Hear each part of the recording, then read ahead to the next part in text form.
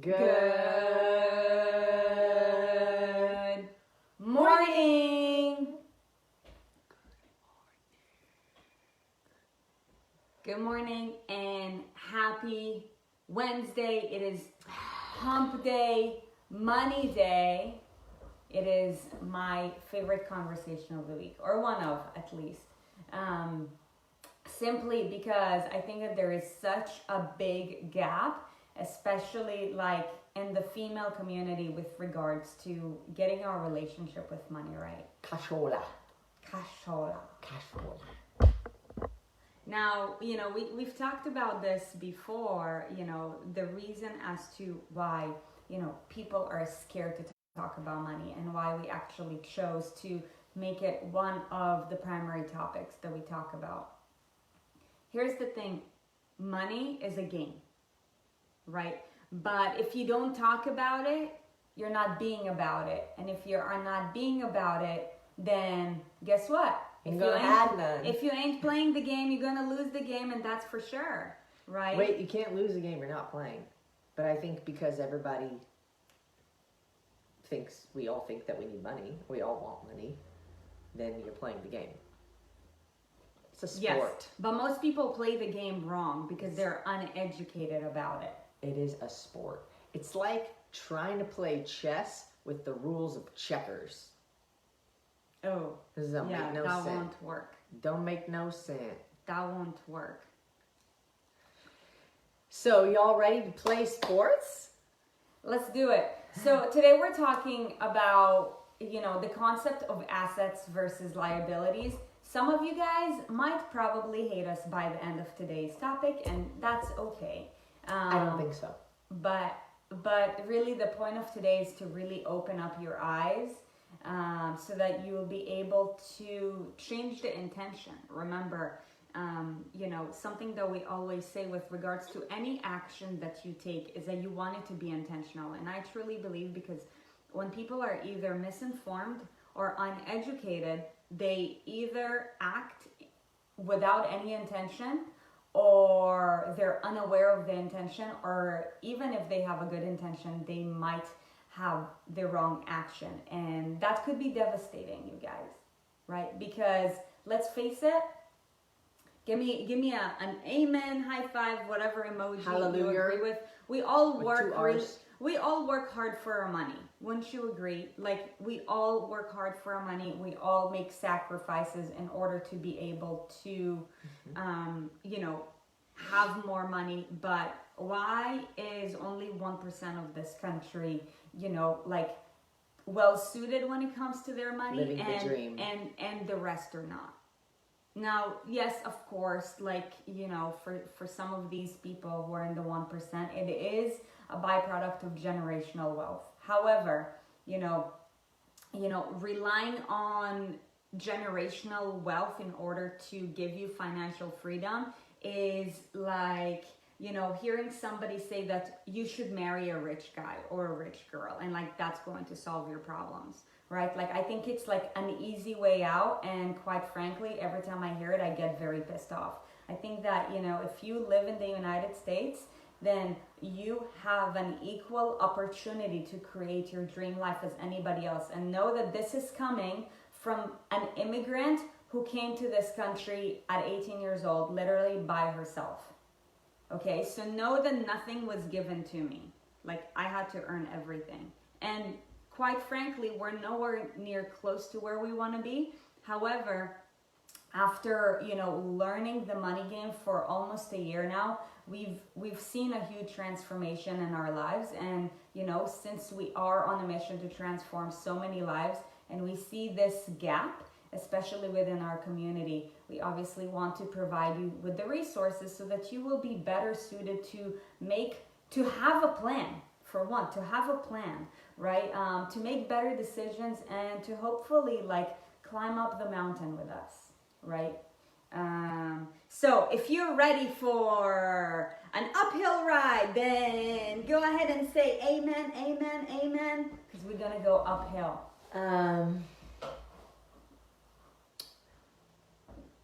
Relying on anybody else is just a side note of laziness.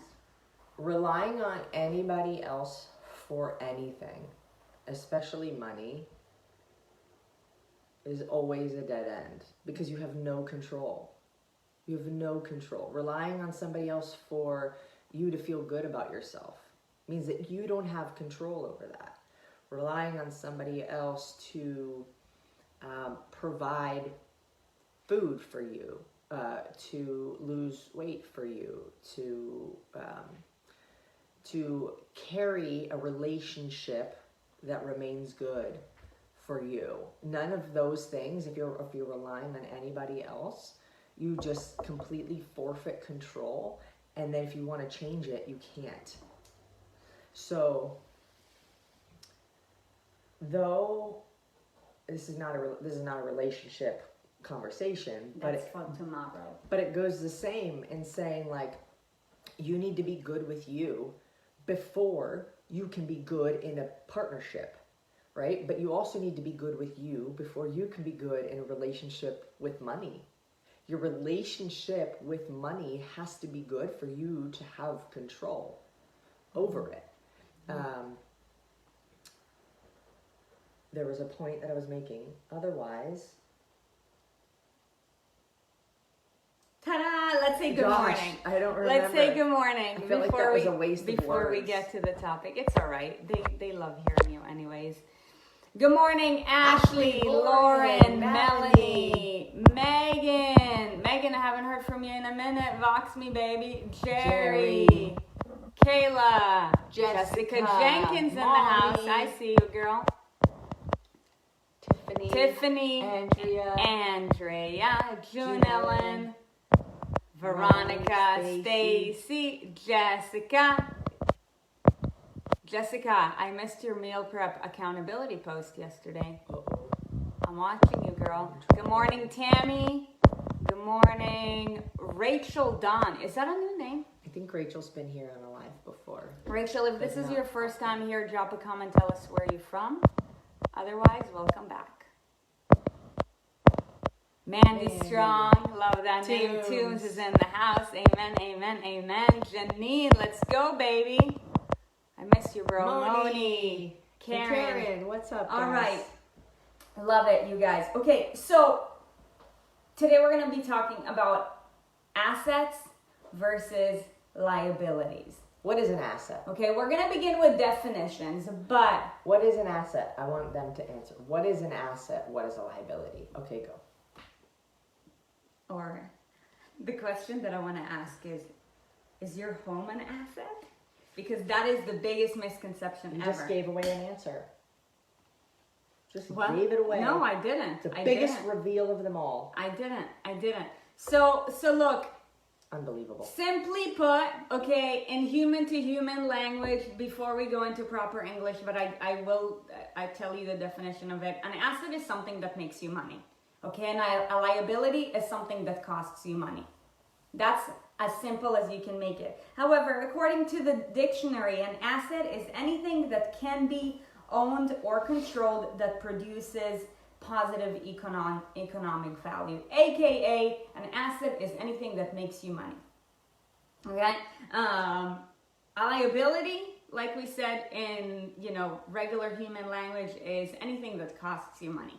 Okay? Mackenzie says valuable things or costly things. It's on the right track. A liability is, according to the dictionary, is a state or thing for which someone is responsible for, especially a debt or financial obligation. Veronica said, "Oh, I feel like I'm back in business school." What's wrong with business school? What happened in business school that made your mouth sour? I think the problem with business school is that they're taught the theories, but because they don't apply to real life, like, it doesn't matter. I don't know. I know that. Yeah, hopefully this is a better experience for you. But, this is just real life. This is the school of life. And these are important things to know if we want to have enough money to actually give ourselves the opportunities that fulfill our lives. So. And I would say enough money is average. Like, financial freedom, now we're talking. I know that, like, for you and I, financial freedom is the goal, right? To be able to do whatever we want, whenever we want, with whomever we want. I say enough to live a life that gives you enough opportunities to be fulfilled, right? So that doesn't necessarily mean just enough, right? That means enough. Sure. So I get what you're saying. Yeah. She's like the word police. Can you like pump the brakes for a second on my word police? Careful. But basically what I'm saying, actually, do you know what I'm saying? No, tell me what you're saying. I'm saying we all want more money so we can have more opportunities to be fulfilled. We're not even close. Then enough is great. I feel like most people don't even know why they want more money, because most people don't even take the time to dream. And that's a problem. But I get it. You get it. Word police. I get it. I still think that that's an average way of thinking, and Grant will say too. Now, I'm not saying that that is what you are intending, but yes, we are on the same page. Okay, so I'm done. Okay. So if you're taking notes, we really love to provide you guys with as much value as possible. But if you're taking notes, and at this point in time, you should grab a sheet of paper and draw a line down the middle. Okay? To the left, you're going to write assets. To your right, you're going to write liabilities. Nicole to me, shut your mouth. Words become actions. It's true. Thoughts become things. Good thing I was not speaking in regards to myself. I get it. Okay, so knowing that an asset is basically anything that makes you money, okay, and a liability is anything that costs you money. Now we're going to talk about, for one, we're going to acknowledge the fact that what do you have more of? Do you have more assets? Do you have more things that bring you money? Or do you have more things that cost you money? Ideally, right, the most successful people have more assets than they have liabilities, right? A lot more, right? So like their asset sheet would be this long, and their liability sheet will be, yes, they will have some liabilities, right? Because if you have assets, you do have some liabilities, but they have a lot more assets than they do have liabilities. However, I feel like because people are not aware of what the definition of an asset or a liability is, most people have more liabilities than they think. They have more things that cost them money and actually add no value to their life. And why is that important? Because on one of our later conversations, we're going to be talking about the difference between payments and expenses.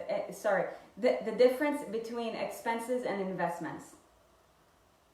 And if you guys don't know how to differentiate, assets from liabilities, expenses, and investments, you are more likely to not take on opportunities in life that come at you, and you're holding yourself back, and you're more likely to stay stuck and also make the wrong decisions.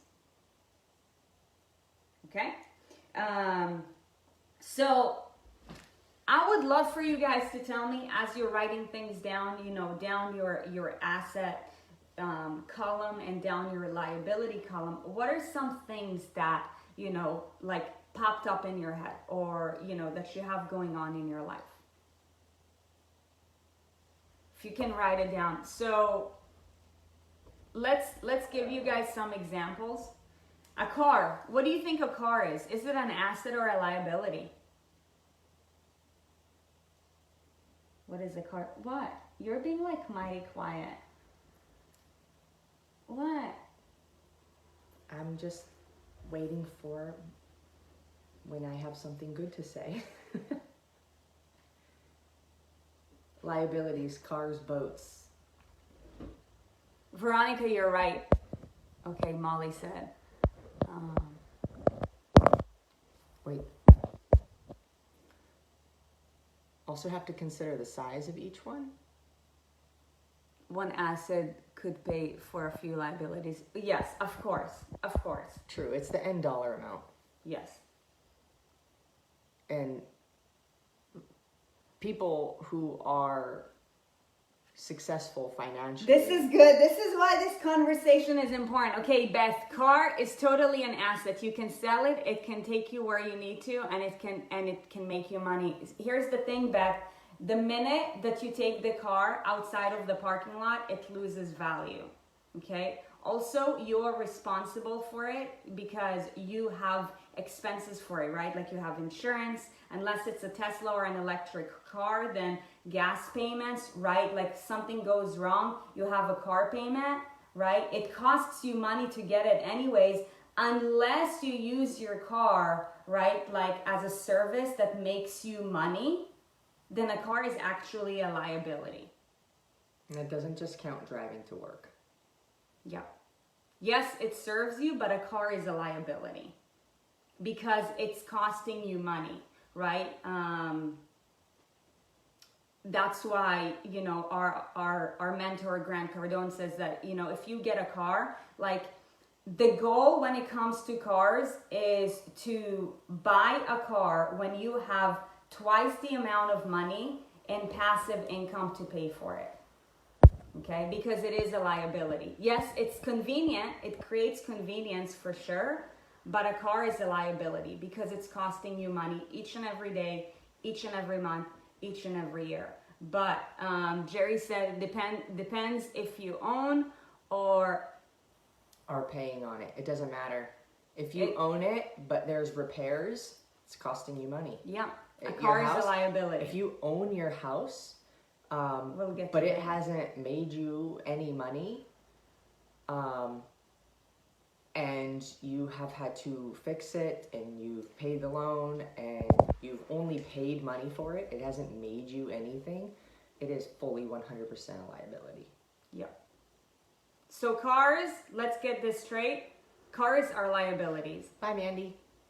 And the reason why this is important to talk about is because how many people do you guys know, and I bet you that, you know, at least 99% of you guys are in that category, like who made getting a car a priority before so many other things, right? Now, I get it. A car provides you with convenience, a lot of convenience, right? Like it saves you time, it saves you energy, it saves you a lot of effort, but a car costs you a lot of money. Like I remember, you know, when I came to this country and I was in grad school, right, and I lived off campus, and I just got into, you know, like my positive relationship with my health and my body and fitness. The gym was literally 30 minutes away from where I lived, 30-minute walk. However, until I was able to like pay for the car that I had, the first car that I had, which was a 1995 Honda Civic. I paid it all up front because I'm like, I don't want none of that monthly payment bullshit. I paid $3,000 for it. I think I was like 23 years old. That's when I got my first car for $3,000. But until I knew that I could pay for all of it, I was just like, look, it's my first car. Like all I need for it is to serve me. And I knew that there's going to be like a lot of expenses on top of that anyways.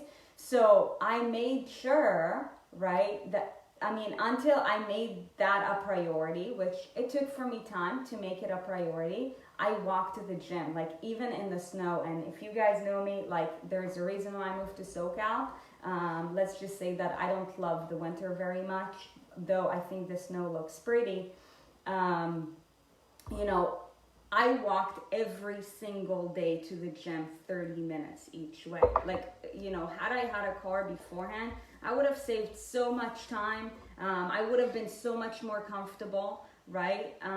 But think about it, you know, and this is not to say that anybody is right or wrong. Really, you know, the point of this conversation is to just bring awareness. How many people, you know, do you know in your life who are concerned about the car that they drive, yet like they have so much debt? To me, it just means that you are either uneducated, right? Or you're not disciplined with your money, or perhaps both.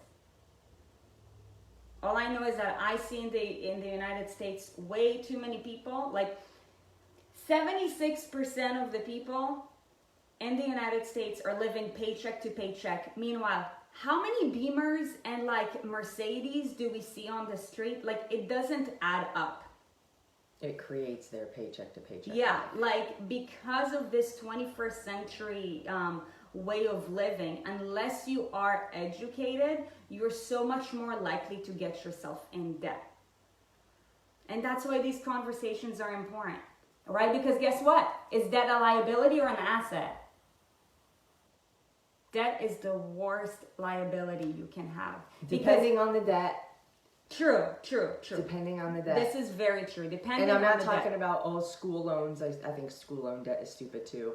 But, I mean, that's simply because... Consumer debt.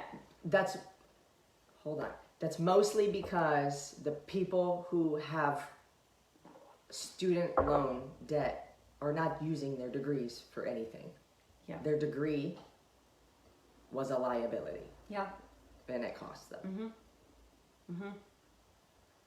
So, consumer debt for the most part is a liability though, right? Not all debt. All consumer debt, because you're just consuming. So you're consuming, Right. you're paying. Right.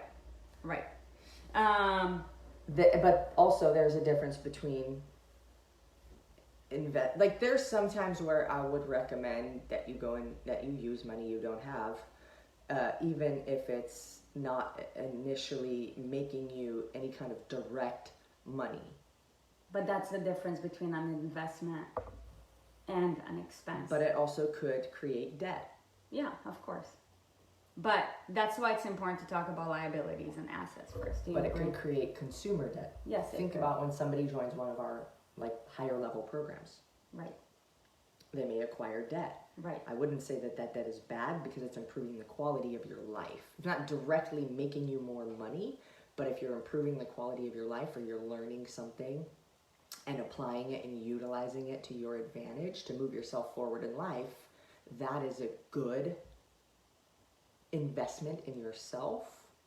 Now, like the school thing, if you invest in yourself and then you don't do anything with your degree and it's just useless to you, then that was a bad investment. Let me ask you this. Everybody's at a different point in their health and fitness journey. Your body right now, is it an asset or a liability?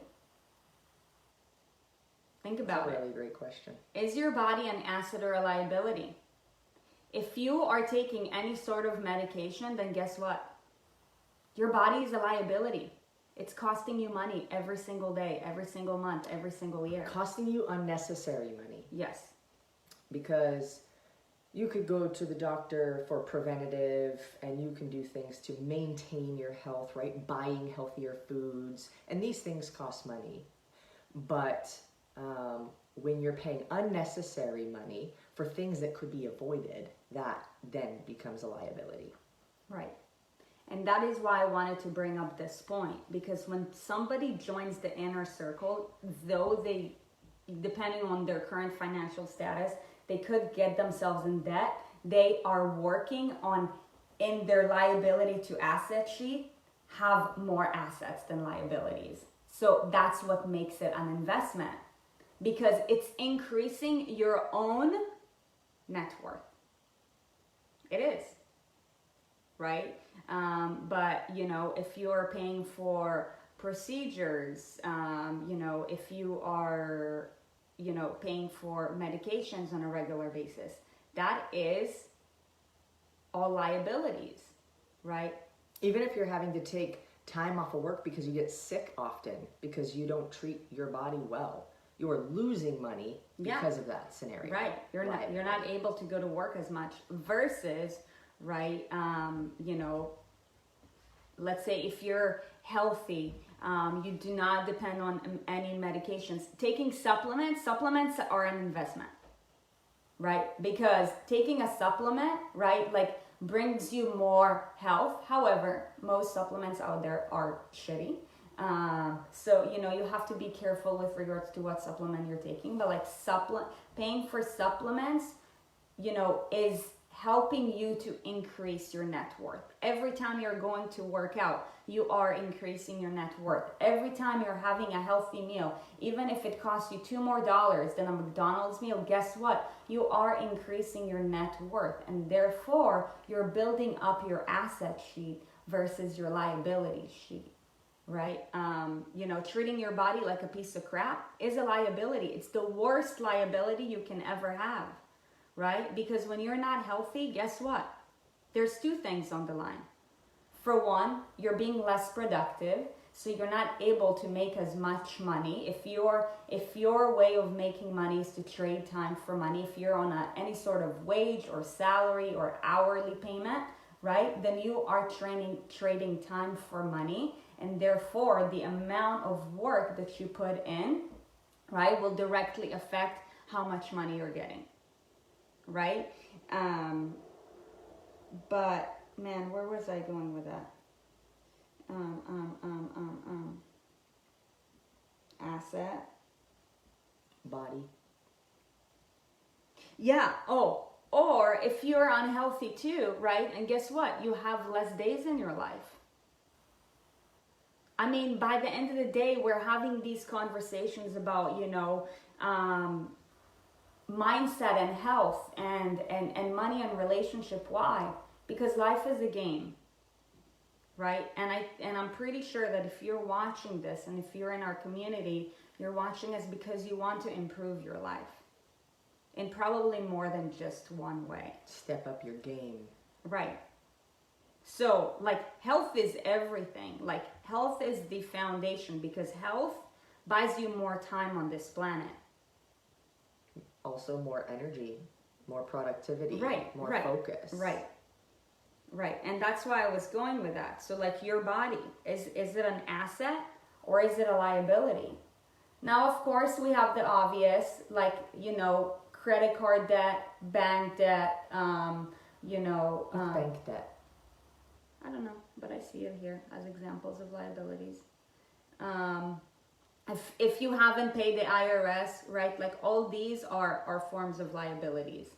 Student loans, that's a liability. Cars, houses, boats. Houses. A house is a liability, you guys. The house that you live in right now is a liability, and that's why. It doesn't even matter if you still owe on it, or if you don't owe anymore on it. It is still, unless it's making you money, unless every single month, right, like somebody's paying you rent, your house is a liability. But how many times do you hear people who, like, their biggest life goal is, I want to own a home? I'm like, that is the worst goal ever. Some of you guys might hate me for this, and there's somebody who's watching it that I had this conversation with you last week, actually, and I'm like, you know what? I'm not, like, this is your personal goal, like, I'm going to respect it. However, we disagree with that. You know, like, owning a home is a liability. If you're gonna drop that much cash on something, wouldn't you rather it make you money? Right? Because think about it. So because we think very backwards. We think, oh, I'm going to buy a house. That's like the ultimate American dream or goal. Right? Like, oh, I'll buy a house. I've made it. I'm an adult.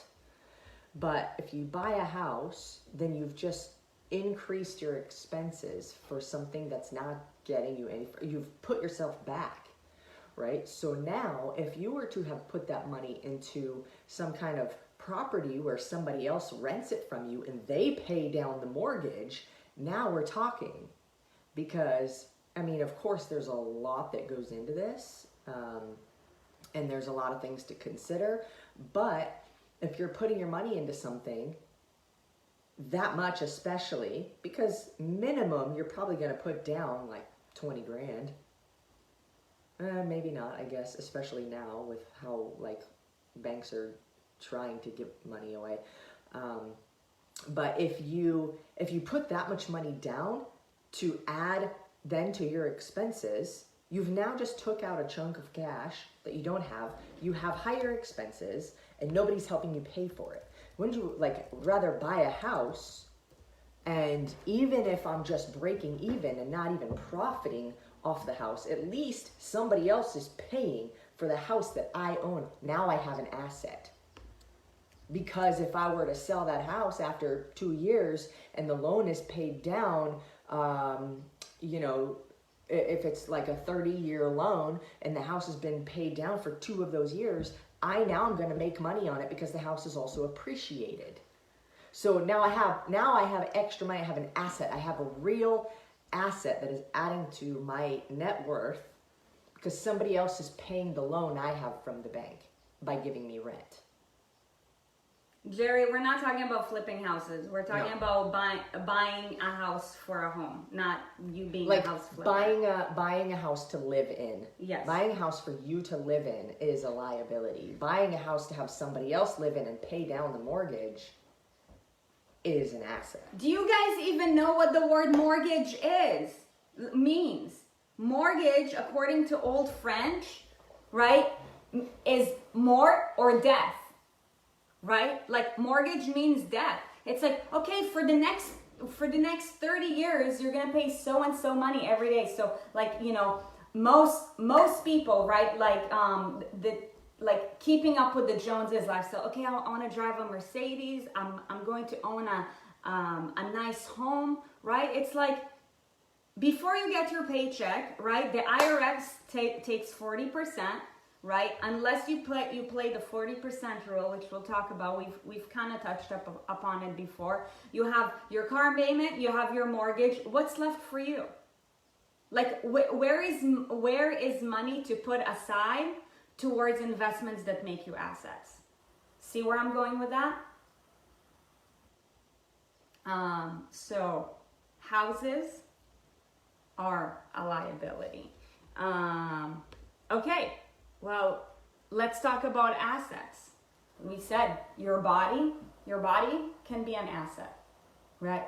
If you're healthy, if it's, you know, if you're high energy, if you're a high performer, if you're able to get more shit done at your job than, you know, other people can, or, you know, if you're a business owner and you can provide for yourself, then guess what? Your body is an asset. It works for you, not against you. But however, if you get sick frequently, if you have to take medications, you know, if you have to go see the doctor every so often, and you know, like I'm saying this with all of my love and care, of course, God forbid, like, you know, if you happen to have cancer or anything of that sort, then of course my heart goes out to you, right? Like I'm not saying it in that sense. I mean, like, you know, conditions that have led you to be where you are because you just haven't taken care of yourself for decades, right? Like diabetes type 2, high blood pressure, high cholesterol, like heart disease, that kind of thing, right? It doesn't happen by accident. So your body, right? Like your body can be an asset, and I hope that if you're watching this, and I believe that if you're in our community, then most likely your body is an asset, or you're aware that your body is currently a liability and you want to change it around and make your body an asset. You want to make it work for you, not against you. You know, if you're a business owner and your business is successful, guess what? Your business is an asset. Right? It's working for you, with you, right? Now, of course, if you're a business owner who doesn't work in the business but on the business, then that is the ultimate, right? That's where like every business owner should strive to be, because you can leverage more time that way. Other assets is if you're in a relationship, is that an asset or a liability? Is the person that you're seeing bringing you value? Or is it bringing you, or is he or she bringing you stress? Is it costing you energy? Is it costing you time and energy? Like, are the only conversations that you have like making you feel like shit and taking so much time out of your day when you could be doing shit? Or are you guys working in harmony towards something, you know, greater, bigger, and bolder than yourself? Is it costing you emotional stress. Mm-hmm. I want to talk about this comment because it applies to many different things, but flipping houses is a huge liability. Veronica said you are guaranteed a sale. I think it meant to say you aren't guaranteed a sale on those houses. Now, this goes with anything. It depends on how well you know how to play the game. Any investment you make has risk, but the question is, how well are you able to manage the risk by how well you know how to play the game? Amen. So, stocks, you can invest in stocks. If you don't know how to play the game, it's a huge risk. You can invest in real estate. If you don't know how to play the game, it's a huge risk. But I know people who have made a lot of money on flipping houses. It's not a liability. They're working for that money because there are expenses that go into it, and you're not guaranteed a sale on any house at any time. But if you stay on the market for long enough and the time is right and the right person comes around, the property will eventually sell. But it might not be right away. It's always a long-term game. Investing is always a long-term game. And it's like, investing in a property without knowing how to play the real estate game, without knowing all the expenses that are included, without knowing that you need to also potentially have a property manager, depending on how big the property is.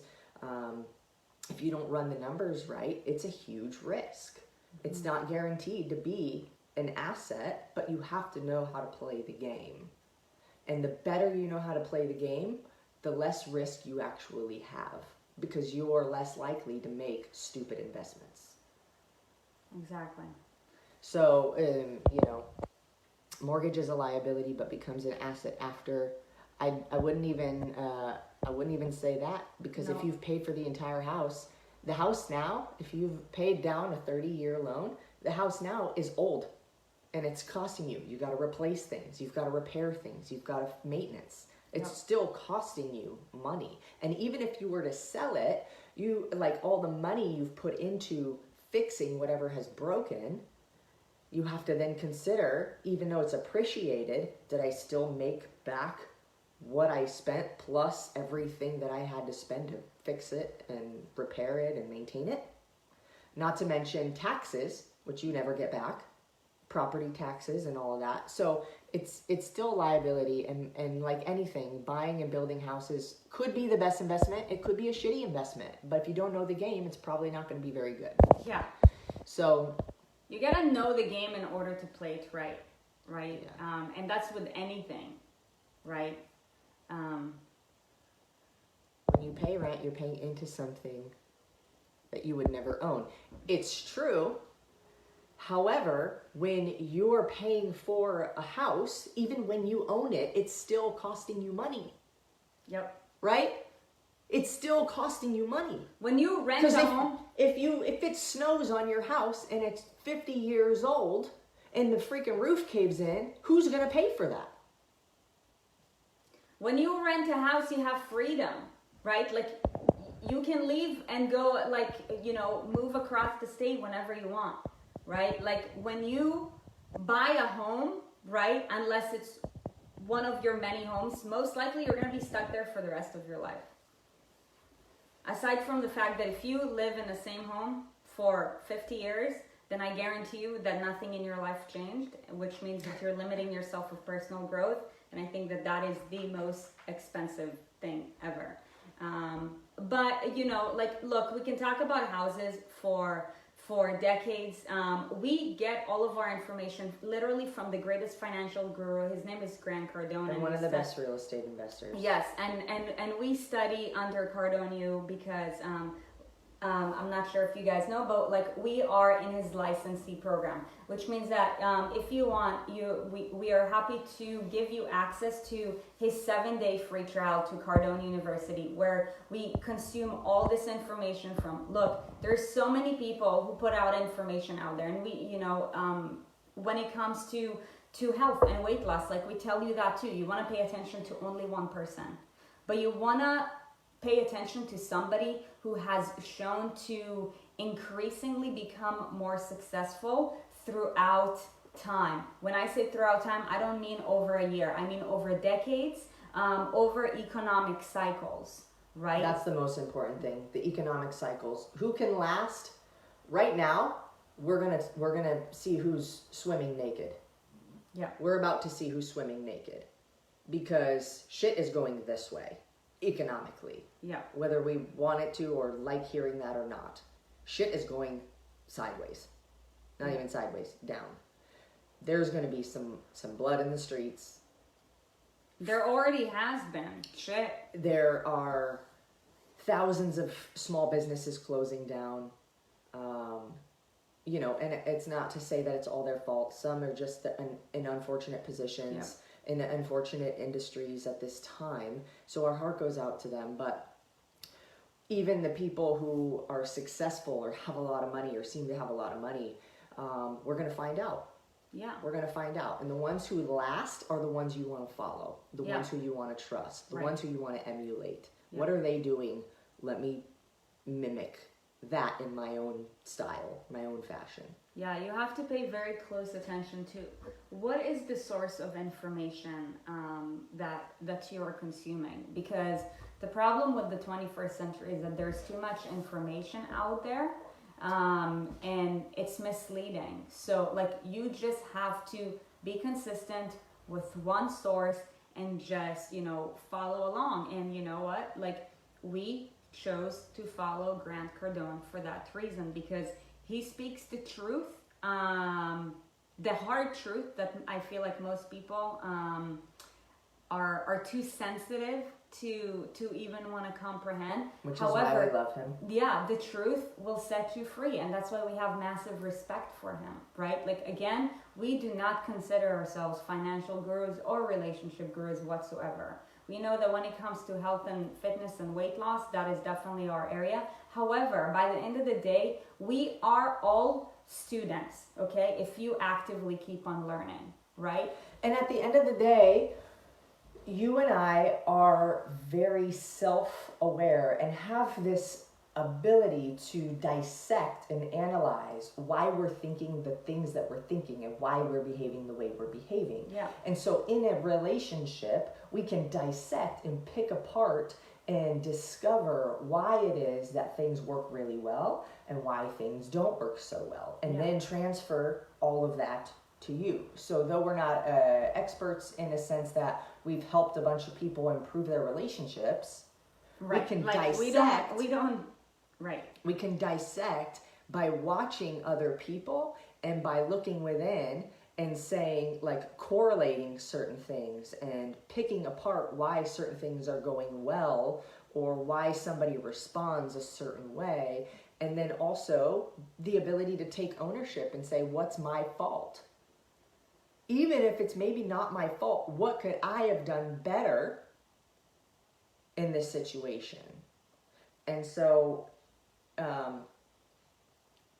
what makes an expert? There's some that says like so many number of hours of experience. Yeah, I think that's bullshit. But, you know, if you can prove success long term, regardless of what's going on in your life, you can help other people do the same. Yeah. Divorce, economic cycles, whatever. If you keep on going up, then you are successful. But, you know, that's for each and every one of us to define for themselves. So, you know, I really hope that today's conversation brought some awareness with regards to what are your assets and what are your liabilities, right? But the question is, like, awareness is step one. Like, okay, you can be aware, but if you don't take the next step, then guess what? Most likely things are going to stay the same or get worse unless you know, go out of your way to take action. So, you know, what you need to ask yourself now, and this is what I'm going to ask you, is what are you committed to doing? Are you committed to increasing your asset sheet? And if so, what does that require of you to do next? I want to say one more thing I just thought about. Yeah. I believe that it was Andrea Ramos that said, when you buy, you're paying to own something. When you rent, you're paying to not own anything. But when you rent, somebody else is paying to fix all the shit. Yes. And you're not. Yes. Every time shit goes sideways in our house, the property management. Yeah, we say, fixes hey, it. come fix this. Guess Yeah. what? That saves time, which is also currency. That saves energy, which is currency, and that saves money. Now, we understand also, when you pay a rent, you're paying more than the mortgage. Because if the investor of the home, the person who owns the home that we rent, if they're smart, then they don't spend that extra money and they save it for when shit needs to be repaired. That way it's not coming out of their own pocket. It's, if I can make a little bit of cash off of this, but also have enough to pay for whatever goes wrong, I'm still winning. So, but then we're winning because if we're going to own something, we'd rather own something that somebody else is paying for. And then eventually over time, you can get another one and another one and another one. And then your own rent is paid for even if you're renting. Anyways. Yeah. So remember this, now that you have awareness, what are you committed to? And get real with yourself. You could be committed to staying in the same place, and that's okay. But don't expect things to change for the positive, like for real. So if you want things to change for the positive, ask yourself, what am I committed to? And the next question that you need to ask yourself is, okay, now that I'm aware of that, what do I have to do next?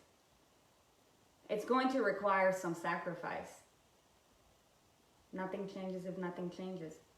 That's that for today. I hope that you enjoyed today's conversation, and I hope that it brought you more clarity and awareness with regards to, just like real life operations, and just help to bring things into perspective. Tomorrow, we do have our relationship conversation, and I want to talk about the emotion. Yeah, today, so you may have heard of the InMotion Challenge. We're going to do 21 days of movement. There is an app that you can download. It's called Team XND, and we're going to record what we do each day for 21 days. You can do that just simply for free. Just download the app. Make sure that you announce that you're doing the challenge in our Facebook community. Do we have a poll? Tammy, did you drop a poll? We can. That says who's in. Who's in? Who's in for free, who's in for the money, who is not in yet. But there's also an opportunity, yes, for you to be in for some money. There's going to be $1,000 opportunity for somebody at the end of the 21 days. So what happens is every single Monday, X Endurance chooses a winner for a $1,000 prize after they have completed the 21 days, and if they have purchased a motion box or a victory pack, a wellness pack, or a performance pack. But the motion box gives you, I think, the most bang for your buck in regards to what products you get for the price point. So we do have links that we've been dropping for you guys to get those. And if you purchase and you complete all 21 days, at the end, that very next Monday, they're going to choose a winner, just like every Monday, for $1,000. And the more people we have eligible for that grand, the more likely it is for it to be somebody in our community. And I really want them to know who we are. So you understand that better, but do you think that more than one person from our community can actually win a grand? Because what if somebody buys this week and somebody buys next week? It's after you finish. Oh, so because everybody finishes together. Mm-hmm. But if you love the motion box, you can do it as many times as you want. Yeah. If you love it and you're going to get it anyways, and you move all the time anyways, and you want to log it into your thing, even if it's a 20-minute walk, you can, as long as you log it, you can do the motion challenge as much as you want. Put that motion box on auto ship, get yourself some extra bonus bucks, do it every single 21 days, and you'll be eligible every single week. And get free product too. Yeah. Well, the reality is that, doing the challenge is completely free. Now, if you want to be eligible for the $1,000, then, there's a low price point. And you're obviously going to try some really, really high performance products that we support all the way. Also, today is the last day where if you purchase a motion box, you get free CBD sleep, which is over a $70 product in itself. And I've used it and I love it and I continue to use it. So if that's any kind of incentive where you're like, shoot, I could get get an extra full product today if I get it, then great. You know? Yeah. But, yes, but either way, we hope that you join us for the challenge, because we know that, 21 days of at least 20 minutes of movement is going to increase your net worth when it comes to your body. So I hope that you enjoyed today's conversation and that, you gained at least one new thing from it. As always, if you're watching this on YouTube, then do us a favor, and in 3, 2, 1, please hit the subscribe button so that you can see every time we drop a new video, which is basically like 5 days a week. If you learned something new from it and you feel like this was really valuable, then please help us to share the love, because it's obviously clear that people are just unaware of what are assets, what are liabilities, and guess what? Awareness is step 1 with regards to creating change. So if you love some people who know that, they need help, then just share it with them. Good things are meant to be shared, and that's what this show is all about. We hope that you guys have a beautiful hump day and that you get over the hump and keep climbing with us. We will see you tomorrow at 6:30. Bye. Bye.